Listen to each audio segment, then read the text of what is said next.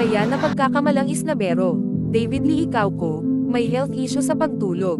September 20, 2023. Sa interview ni David Lee Icauco sa 24 na oras, nagpaliwanag siya kung bakit may mga pagkakataong tahimik lang siya, na hindi siya kumikibo, na inaakala tuloy ng ibang tao na suplado at isnabero siya sa tunay na buhay.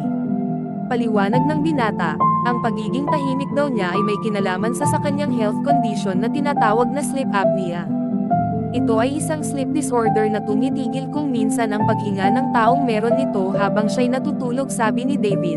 Plano na raw niyang magpa-opera dahil sa kanyang kondisyon pagkatapos ng primetime series nila ni Barbie Forteza sa GMA7 na Maging Sino Ka Man.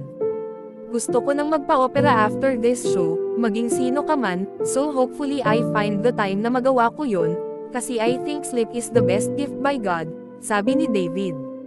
Tungkol naman sa napapagkamalan siyang suplado, ang sabi niya, ay may konak ito sa kanyang kondisyon.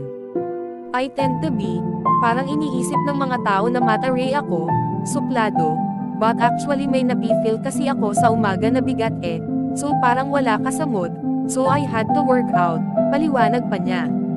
Nauna rito, ibinalita na rin ni David last June, 2023 ang pagkakaroon ng sleep apnea na siya ring nagiging dahilan ng pagiging late niya kung minsan sa taping ng kanyang mga projects.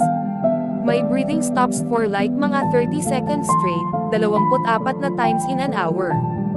So, all throughout the night, hirap ako So stressed ako. So paggising ko sa umaga, I'm stressed also, aniya pa.